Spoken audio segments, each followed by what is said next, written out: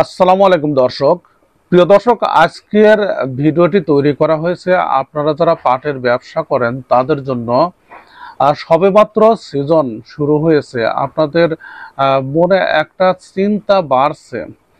আপনারা কিন্তু মনে মনে চিন্তা করছেন যে যারা পাট স্টক করেন অথবা যারা পাটের আবাদ করেন যে এবছর পাট স্টক তো করব, পাটের দাম বাড়বে কিনা, পাটের দাম বাড়বে কিনা। সব সময় এই প্রশ্নের মুখোমুখি হতে হচ্ছে আমাদের। প্রিয় দর্শক, এখন পাটের দাম বাড়বে কিনা সেই প্রশ্নের সরাসরি উত্তরটা দেওয়া খুবই কঠিন। কারণ বাংলাদেশে যে পরিমাণ পাট উৎপাদিত হয় সেই পরিমাণ পাটের সঠিক ব্যবহারটা যদি বাংলাদেশি জুট মিলগুলো সরকারি বেসরকারি পর্যায়ের ব্যবহার করে তাহলে বলা চলে যে উৎপাদন তুলনামূলকভাবে কম আছে।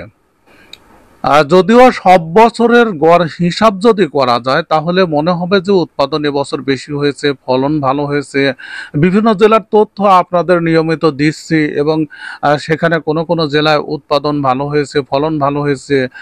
তবে তার সাথে আরেকটি তথ্য আপনাদের দিচ্ছি যে বাংলাদেশে পাট সংকট আছে এবং এই পাট সংকটের কারণে অনেক বেসরকারি জুট মিল কিন্তু অলরেডি বন্ধ হয়ে আছে।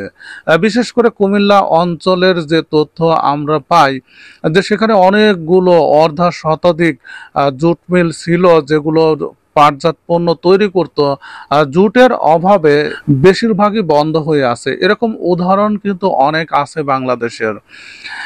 এখন বিষয়টা হলো যে আপনারা হয়তো চিন্তা করছেন যে পাটের উৎপাদন ভালো হয়েছে, ঘাটতি নাই।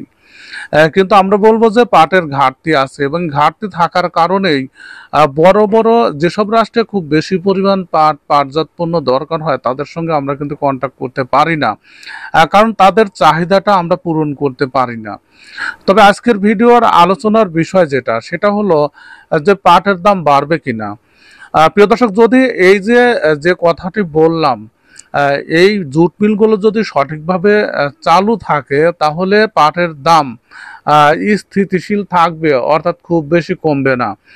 তবে প্রত্যেক বছরই আমরা দেখি যে সিজনে 400-500 টাকা কমে যায় স্বাভাবিক বাজার থেকে, এবং সেই ধারাবাহিকতায় হয়তো কিছুটা কমতে পারে। তবে এখন পর্যন্ত আমরা যে তথ্যগুলো দেখছি সেখানে পাটের বাজার দর কিন্তু ভালো আছেই। অর্থাৎ পাটের বাজার দর 3000 থেকে 3000 খুব কমই আছে, 3300-3400 টাকা থেকে বর্তমানে 3900 টাকা পর্যন্ত বিক্রি হচ্ছে। কোথাও কোথাও আমরা দেখি 4200 টাকা পর্যন্ত বিক্রি হচ্ছে। তবে সেটি বাজার না, হঠাৎ করে দুই একজন কোনো কারণে একটু বেশি দামে বিক্রি করে। 4000, 4050 এটা স্বাভাবিক বাজার বলা যায়। তবে অ্যাকচুয়ালি গড় যেটা হিসাব 3500 টাকা থেকে 3900 টাকার মধ্যে বেশিরভাগ জেলাগুলোতে পাট বিক্রি হচ্ছে। 4200 টাকা যেটা বলা হচ্ছে ওটা কিন্তু স্বাভাবিক বাজার না, ওটা দুই একজন বিক্রি করে। বেশিরভাগ ম্যাক্সিমাম বিক্রেতা কত দামে বিক্রি করছে সেটাকে আমরা স্বাভাবিক বাজার বলে থাকি। প্রিয় দর্শক, ভারত সরকার যে সিদ্ধান্তটা নিয়েছে তার প্রভাব যতটুকু পড়ার কথা বাংলাদেশের পাটের বাজারে সেটা কিন্তু আমরা দেখতে পাচ্ছি না। ভারত সরকার যে সিদ্ধান্তটা নিয়েছে স্থলবন্দর দিয়ে তারা পাট আমদানি করবে না, কিন্তু সমুদ্র বন্দর দিয়ে ঠিকই আমদানি করবে। আর আরো একটা বিষয় যে সমুদ্র বন্দর দিয়ে পশ্চিমবঙ্গের জুট মিলাররা তারা বাংলাদেশি পাট যদি আমদানি করে তাহলে তাদের খরচটা বেশি পড়বে। এই খরচটা তাদের পড়বে, বাংলাদেশি ব্যবসায়ীদের জন্য না। তাদের জুট মিল চালাতে গেলে বাংলাদেশি পাট তাদের লাগবেই। তার মানে ভারতে যে রপ্তানিটা হতো সেই রপ্তানিটা কিন্তু হবেই, কিন্তু কিছুটা হয়তো কমতে পারে। তবে তার প্রভাব বাজারে খুব একটা পড়বে না। গত বছর আমরা যেটা দেখেছিলাম যে 3000-এর নিচে, অর্থাৎ প্রথমে যারা পাট ক্রয় করেছিল 2400 টাকা থেকে 2700 টাকার মধ্যে কিন্তু ক্রয় করেছিল। এই বছর 3000-এর নিচে পাটের বাজার দর না যাওয়ার সম্ভাবনাটাই বেশি। আমি কিন্তু এটা সম্ভাবনার কথা বলছি।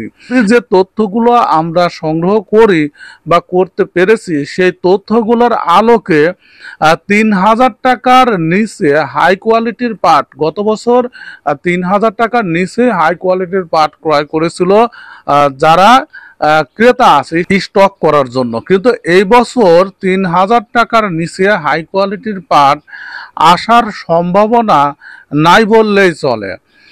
তবে এখনো যে পাটগুলো বিক্রি হচ্ছে ৪,০০০ বা ৩৯০০ টাকা, সেগুলো কিন্তু স্টক পাটি যারা তারা কিনছে না, সরাসরি যারা মিলে পাট পাঠাচ্ছে অর্থাৎ পাটের মোকাম তারা কিনছে, তারা কিনে সরাসরি সেটা মিলে পাঠাচ্ছে।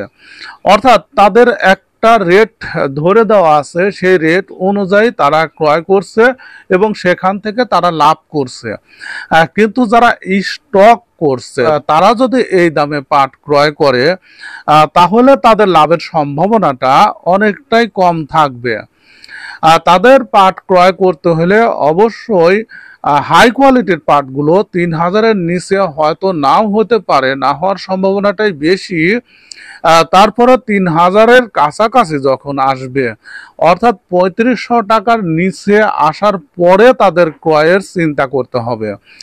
কেউ যদি স্টক করার জন্য বর্তমান যে দামটি আছে এই দামে পাট ক্রয় করে থাকে তাহলে তাদের কিন্তু লস যাওয়ার সম্ভাবনাটাই বেশি।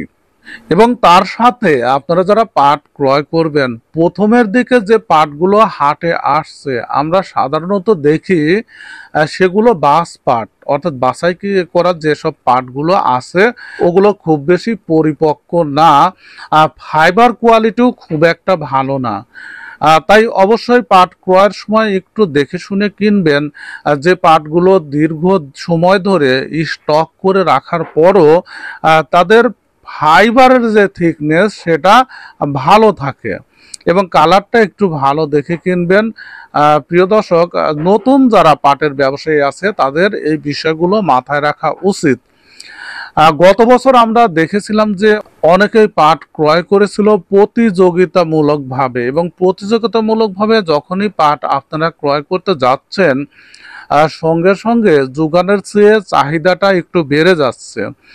আর যখনই যোগানের চেয়ে চাহিদাটা বেড়ে যাচ্ছে ঠিক সেই সময় বাজারটা বৃদ্ধি পায়, এবং যখন বাজার বৃদ্ধি পায় মিলের সঙ্গে সামঞ্জস্য থাকে না, তখন মিল পাট সংগ্রহ করা বন্ধ করে দেয়। বিভিন্ন মোকাম যারা মিলে পাট পাঠায় তখন তারা বাজার থেকে পাট ক্রয় করা বন্ধ করে দেয়, ফলে বাজারটা আবার নিম্নমুখী হওয়ার সম্ভাবনা থাকে। তাই আপনি যখন পাট ক্রয় করবেন, যারা স্টক ব্যবসায়ী নতুন, যারা পুরাতন তাদের তো অভিজ্ঞতা আছে, কিন্তু যারা নতুন তারা এই বিষয়টা মাথায় রাখবেন যে হাটে গেলেন আপনি পাট ক্রয় করলেন সেটা আপনার জন্য ক্ষতির কারণ হতে পারে।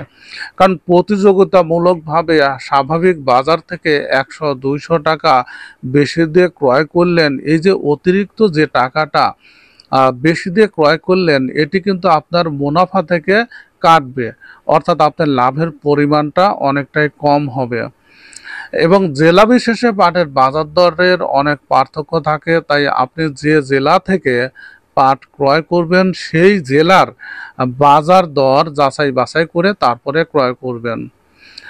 প্রিয় দর্শক, সঙ্গে থাকবেন, দেখতে থাকবেন এবং সাবস্ক্রাইব করে রাখবেন। মকবুল হোসেন ইউটিউব চ্যানেলটি ফলো দিয়ে রাখবেন, মকবুল হোসেন ফেসবুক প্রোফাইলটি, তাহলে পাট সংক্রান্ত যাবতীয় তথ্য আপনারা জানতে পারবেন। ভিডিওটি দেখার জন্য আপনাদের সবাইকে ধন্যবাদ জানাচ্ছি।